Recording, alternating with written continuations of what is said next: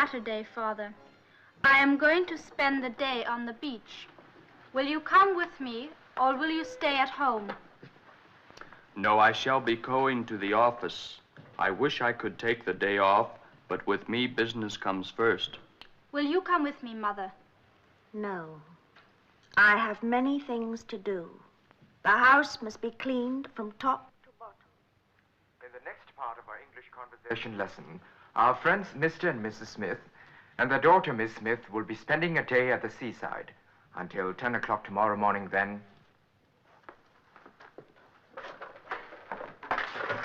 Tomorrow's script, Mr. Torrey. Thank you. Tomorrow will be soon enough. How about cutting out, baby? I'll buy you a drink. Sorry, I've got some translation to do. Do not work too hard, Miss Kent, or you will strain your mind. Colonel Graves, please. Colonel Graves, Chantong here. I must talk to you right away. No, not at your office. I've got my family in Hankow to think of. Very well. At the surgery, the other doctor. In 10 minutes. I'll be back after rehearsal.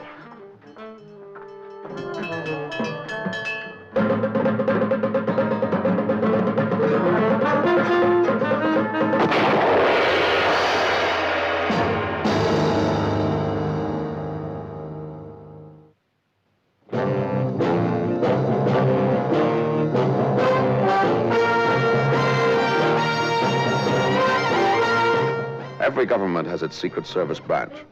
America, it's CIA, France, Deuxième Bureau, England, MI5. A messy job? Well, that's when they usually call on me or someone like me. Oh, yes. My name is Drake. John Drake.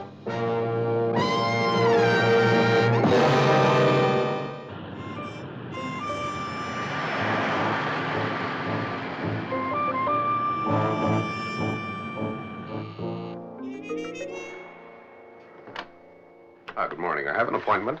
Yes, sir. With Dr. Jones or Dr. Singh? The other doctor. With the other doctor? Yes. Your name, sir? Drake. Please, come this way. Thank you. Come in. Mr. Drake to see you, sir. Thank you. Ah, Colonel. Hello, Drake. Oh, Bob. How are you? Glad to see you, John boy. Hey, doesn't bear thinking about, does it? Oh, it does, you know. Why the cloak and dagger stuff? Meeting you here? Yeah? Well, we're being especially cautious just now. We suspect that we've enemies in the camp. Really? If they find out that you're working for us, you won't get very far. Except perhaps to the bottom of the harbor with your throat cut. What's it all about? Well, for some time now, the Chinese on the mainland have been receiving up-to-the-minute information from Hong Kong. Latest details of our fleet movements and other useful tidbits. I see. And you think that they have a new shortwave transmitting station? No, it can't be. Why not? Well, we'd know. We have a 24-hour monitoring service. No, this time they've thought of something rather better. For instance? Well, possibly a way of using our own daily broadcasts. I see. And what led you to this monumental conclusion, Bob? Well, a couple of weeks back, I was approached by a Chinese sound technician. He suspected there was some funny business going on in one of our programs, the English conversation lesson. Well, I arranged to meet him. Didn't expect much to come of it. And then he was shot. So I began to take an interest. Who shot him? We don't know. It happened in the studio. There was a lot of panic and confusion. The killer got away. What else? Well, now, our agents on the mainland have come up with one rather curious fact. There's one program from here that the Chinese over there have never jammed. The English conversation lesson? Of course, we could cancel the program, but they'd soon find some other channel. And what we got to do is to find out how they're working it and root out the whole organization. And that's my little show. I'm hoping so. All right. Well, for a start, I might get a job in the radio station. Good idea. I'll put a word in for you with the director. Well, second thought's better if I have a less formal introduction. Tell me, can you find me a man on your staff who could put up a really good fight if necessary? Sergeant Carab.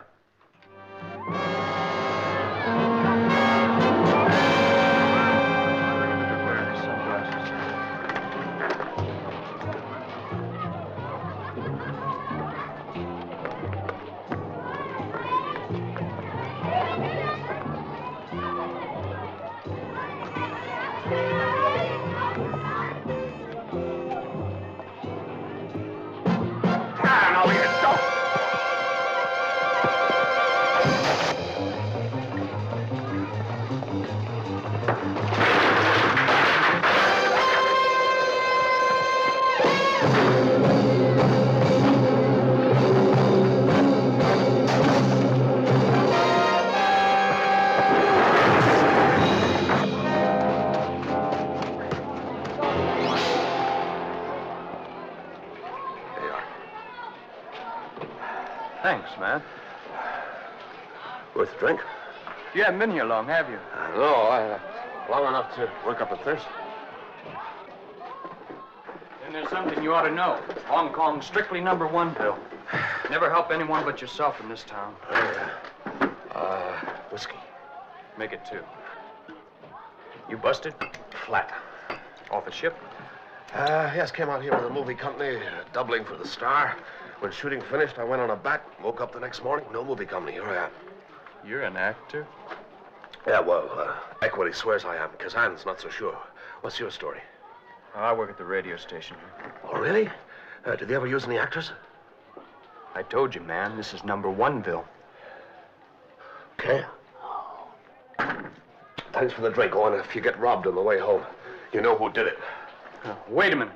Hey, you did me a favor. This is just to make us quits. There's a show I work on. I haven't got much drag, but I'll ask if they can use you. Oh, that's great. Mr. Brown told me he sells tables and chairs and beds and carpets. Everything for the house. Does the company pay you a commission on the furniture you sell?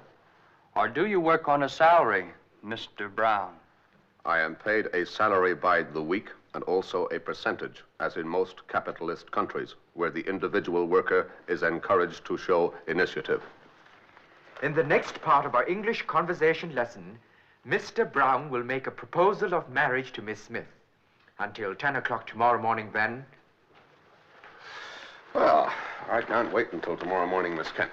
You did very well, Mr. Drake. I'm not a bit nervous, was he? Well, there's nothing to be nervous about, is there? They can't see you on radio.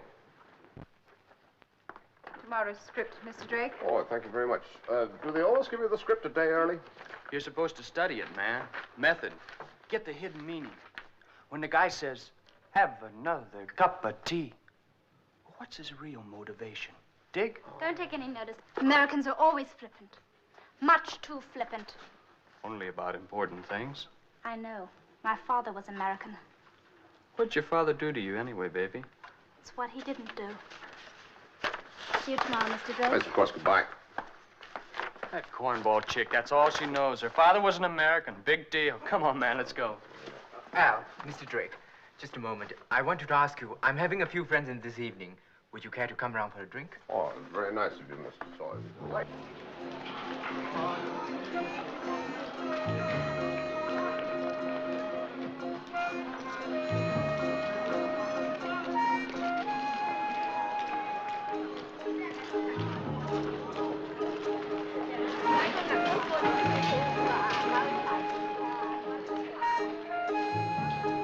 Carol, why are you following me? What do you think? You tell me. The work you're doing is very dangerous, Sam. You may need me. Yes, but if they find me being protected by a bodyguard, they'll become suspicious, won't they? A nice thought, Carol, but no thanks. Well, we can eliminate the script writer for a start because the scripts are prepared 2 or 3 days in advance, whereas the news that gets through to the mainland is right up to the minute. Do any of the actors make last-minute changes in their lines? No, they read them from the scripts just as they are. Unless, of course, it's the way they read them. You mean stressed words, that sort of thing? Yeah. That narrows the field down to the 3 actors on the show. And the producer, Mr. Toy. He makes the announcements. I wonder, could you get me a character background on each one of them by this evening? Sure, but why by this evening? Well, Mr. Toy is throwing a party. They're all going to be there. Al Jason, Mrs. Harkness, Susan Kent, all of them. What are you cooking up? Well, it seems to me that we can't really know anything about the code until we discover who's sending it out, can we? I can bring them all in. The question. No. Chin Tongue's murder's enough reason No, for that. if you don't mind, Bob, leave it to me. Let me set the trap. Come into my parlor, set the fly to the spider. What kind of a trap? Well, I go to the party. I talk a lot. I concentrate on each one of them at a time. I say the sort of things that should scare the guilty party, and then I wait for one of them to make a counter move. Could be dangerous. Well, not necessarily. I'm expecting trouble. I'm ready for it. This isn't Washington. I'd hate you to get yourself murdered. Oh, thanks. Appreciate that. Oh, we've known each other a long time, Drake. You mean that you're not just speaking to me as a policeman? Well, I hope I'm speaking as an old friend. You'd be happier if I had a bodyguard? Much happier. Will you let me? Let you? Who are you kidding? I'm not kidding. All right, I'll take your word for it. I'll have some news for you after the party, I hope. About midnight. I'll wait for your call. All right.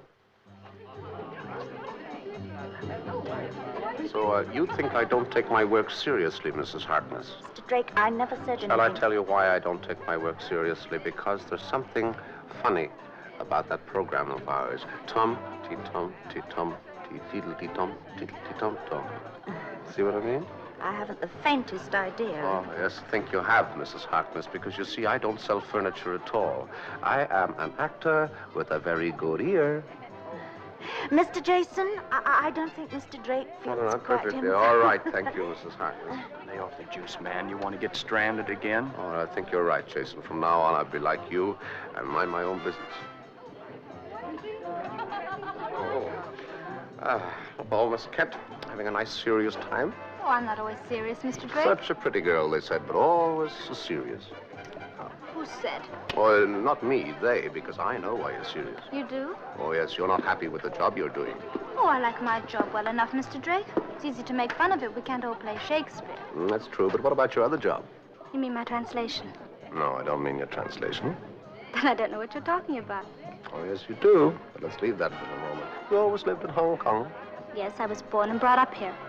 I live with my uncle now. Oh, yes, I remember. The girl who will never be able to forgive her father. I loved my father, Mr. Drake. But he couldn't forgive me for being half Chinese. Yet my mother could forgive him for being American. Forgive me for being a little, this is, it's a great party you're giving here, Mr. Toy, old boy. Thank you, Mr. Drake. I'm glad you could come. Oh, so am I, because as a matter of fact, I wanted the opportunity to have a little chat with you. I'm by way of being a friend of yours. Did you know that? I hope I have many European friends. Oh, no, he wasn't a European. Who do you mean? Well, he knew you. He was interested in you, passionately interested in you, but he had an accident. He got himself shot in the studio. Oh, Cheng Tung. Yeah, that's right. Oh, but there's no need to worry. You see, I'm the only person in the world who knows why he was so interested in you. Only person in the world. Excuse me. Good.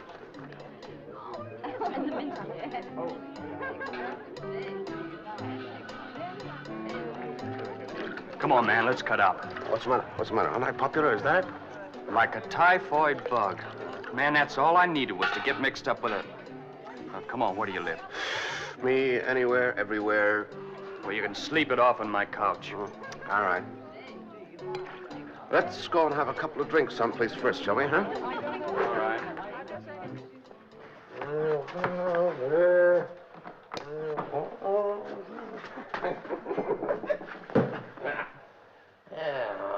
That's right. Help yourself.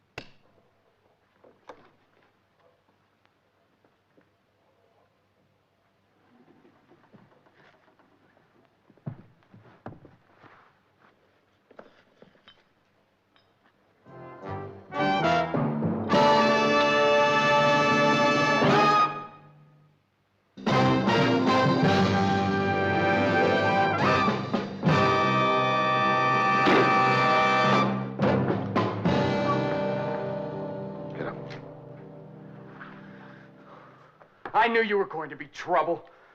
It's the last time in my life I ever helped anyone. Right now, you better start thinking about helping yourself. I'm going to. I'm not saying a word. Every morning, they sent you the message to be transmitted. You coded it, and then you went through the lines in your script and picked out the words. I never even took the script home with me at night. No, that's right. You left it in the studio, didn't you? But when you picked it up in the morning, it was marked. The words to be emphasized for that day. Well, keep guessing. What'd you do with the old scripts? I gave them to the Salvation Army. I got rid of them fast. Do you think I'm stupid? Yes, frankly, I do. If you'd have been smart. Oh, yes, would you get me 4, 5, 7, and 2, 1? If you'd have been smart, you'd have left when that unfortunate sound engineer, Chen Tung, discovered what you were doing. Man, I'm still alive, ain't I? Oh, yes, but you're going to be away for a long time. Hello? Colonel Graves, yes, hello. We're in Hotel La Paz, room 28. Yeah, thank you. Look, man, why are you trying to bug me? I haven't got anything to give you. You mean you don't know who any of them are? You have no contacts?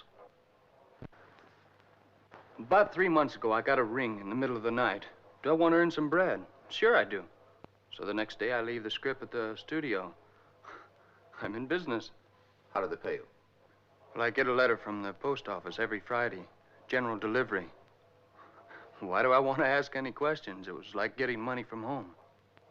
Then one night, they called me after Chin Tung got rubbed out. They didn't want me to get any sudden ideas. You mean they told you that they didn't want you to quit? Yeah. Why'd you try and kill me tonight?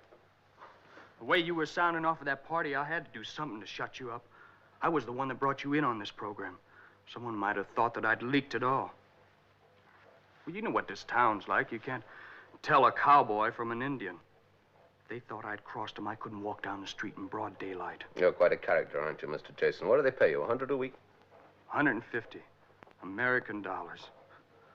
Man, I was starving to death on that cheesy program. Well, you won't have to worry about it anymore, because by the time that you get out, you'll be eligible for the old people's pension. Yeah? I'll be out in about 2 years. Home and dry. In good old New York. You want to bet? Yeah. Colonel, here he is. Al Jason. Attempted homicide, conspiracy, assault with a deadly weapon, conspiracy to commit treason, and, oh, I forgot, he murdered Chen Tung. Man, you know I didn't. Well, somebody did, and you're all that we've got. All right, come on, Buster. Look, man, I'm telling the truth. I got nothing to give you. What do you want from me? Deal the cards, I'll play. All right. You stay here tonight. Colonel, can you put a guard on him to make sure he doesn't make any phone calls? And tomorrow morning, you go along to the radio station. You pick up your script and read it in the studio exactly as you've always been doing. All right?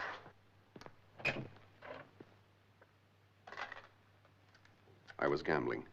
Gambling I could break their code before the broadcast in the morning. I had Jason's script, the one they'd already marked for the next day, and I had the tapes of a dozen earlier broadcasts. I knew which voice to listen to now. I am glad we decided to go for a Jason's. drive this afternoon. It is a And by watching the volume indicator when Jason was speaking, I could pick out the chosen words.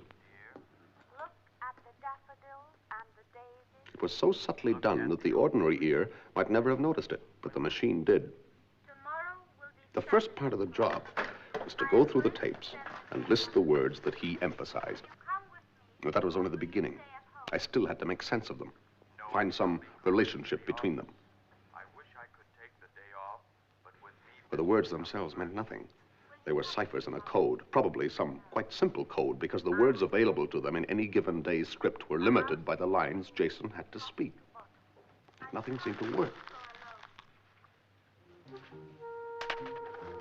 I tried reversing the order of the words. The shop won't make straight deer. I tried writing them in a column, one under the other.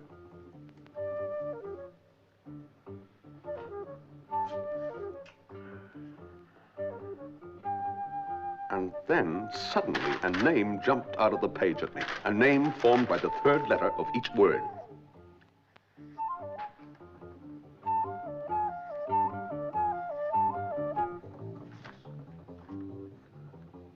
Nautilus.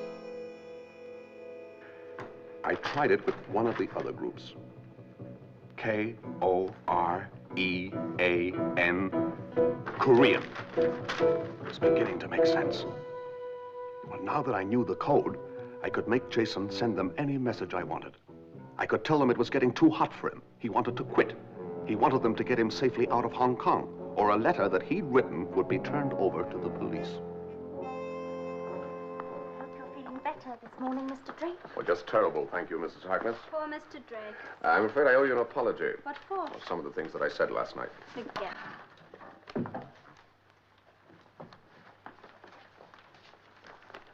Silence, please. And now for the English conversation lesson. Mr. and Mrs. Smith are on the beach. The sea is very calm today, and the sun is shining so brightly. Where's our daughter, dear? It is a pity she did not come to the beach with us, instead of shutting herself up indoors.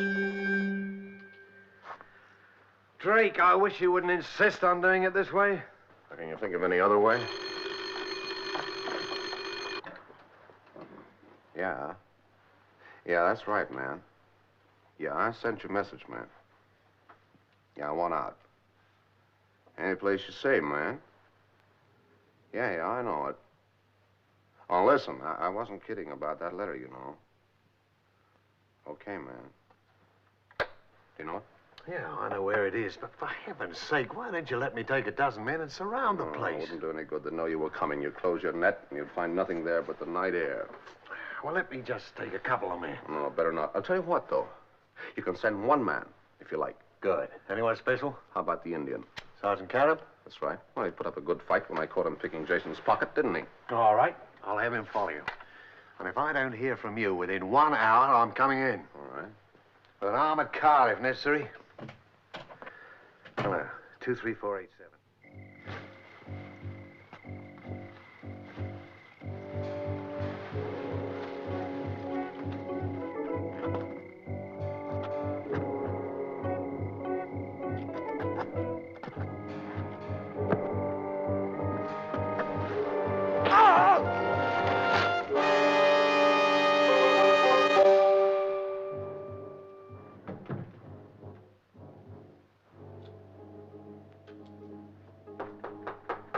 Come in, Mr. Jason.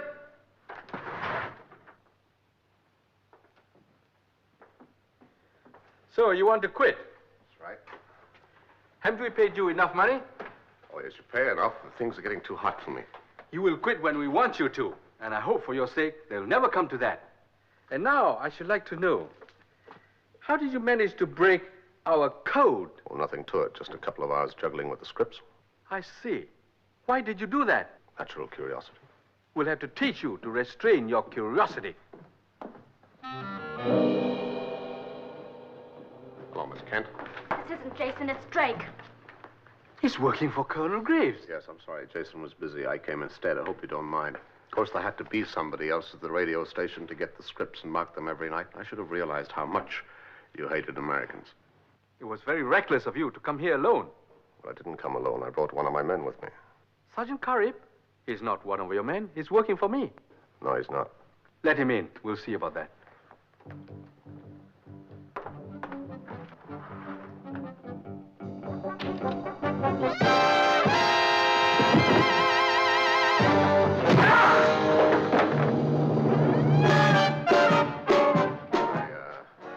I hate to do this to a fellow artist, Miss Kent.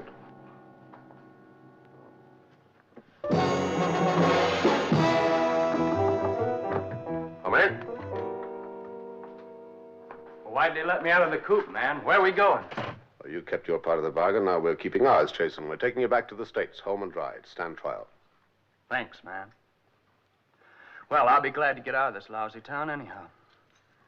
Say, why don't we stop off at the post office on the way back? I never picked up my money last Friday. I have $150 coming, you know. Well, that's all right. I picked it up for you. What'd you do with it? I gave it to the Actors Benevolent Fund. Okay, man? Come on.